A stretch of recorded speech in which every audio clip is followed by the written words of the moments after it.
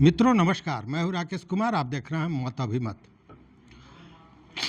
अनाबाद बिहार के नाम से दर्ज जमीन को लेकर तमाम तरह की चर्चाएं चल रही थी, इसलिए कि बहुत लोगों ने कहा कि जो सर्वे था, कैडेस्ट्रल सर्वे था, उसमें ज़मीन हमारी थी और जब रिविजनल सर्वे हुआ उसमें उसे अनाबाद बिहार कर दिया गया।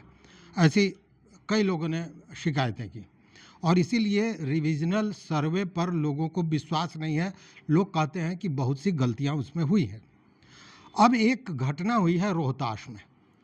रोहतास के अपर समाहर्ता जो हैं उन्होंने 41.10 एकड़ ज़मीन की जमाबंदी को रद्द कर दिया है, यह कहते हुए कि यह ज़मीन अनाबाद बिहार के नाम से दर्ज था, जिसे गलत ढंग से उसकी जमाबंदी करा ली गई, उसको बंदोबस्त करा लिया गया और उसके बाद उसकी जमाबंदी करा ली गई।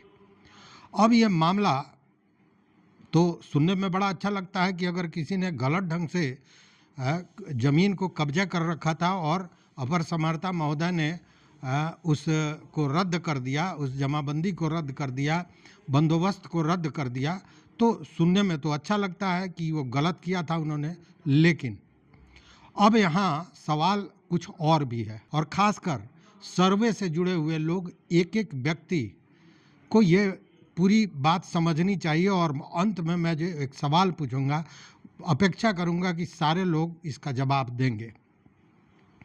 देखिए, मामला रोहतास का।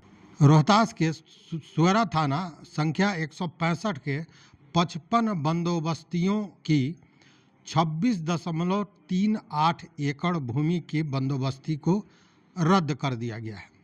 बताते हैं कि यह ज़मीन जो है वो राजपुर अंचल में अवस्थित है और उक्त ज़मीन अनाबाद बिहार के नाम से दर्ज था, जिसको बाद में लोगों ने एन केन प्रकारेण गलत ढंग से उसकी बंदोबस्ती करा ली थी और उसके बाद उसकी जमाबंदी भी कायम हो गई थी। अपर समाहर्ता महोदय जो हैं चंद्रशेखर प्रसाद सिंह, उनका भी यही कहना है कि गलत तरीके से बंदोबस्त कराया गया था और इसीलिए उसकी जमाबंदी को रद्द कर दिया गया है, उस बंदोबस्त को रद्द कर दिया गया है। अब यहाँ इसको ज़रा दूसरे ढंग से सोचिए।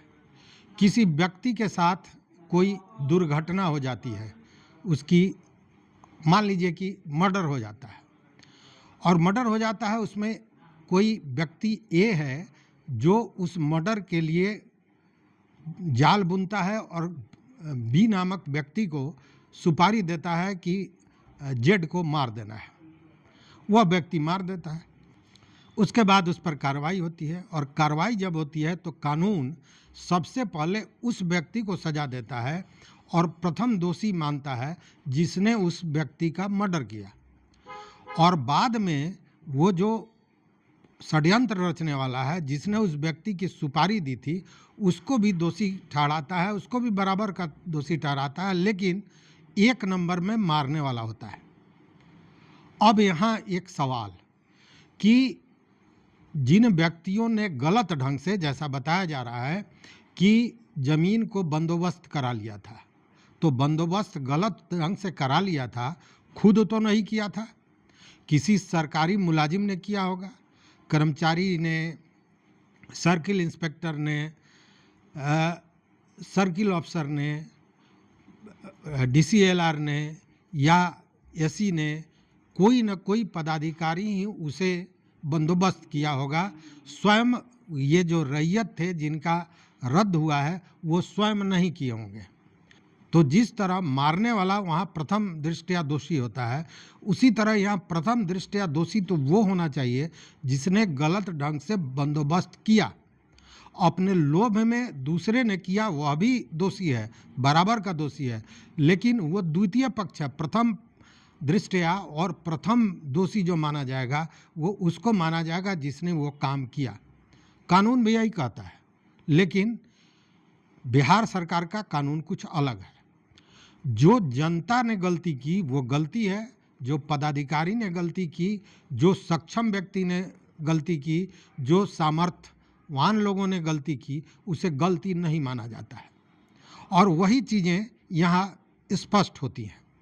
तो अब मेरा एक सवाल आप सभी मित्रों से है कि ये बात बार बार हो रही थी कि सर्वे के पहले डॉक्यूमेंट्स को सही करना चाहिए, और मैं ये इसलिए कह रहा हूँ कि एक नहीं दर्जनों लोगों ने ये कहा कि हमारी ज़मीन रैयती थी या हमारी ज़मीन खतियानी थी।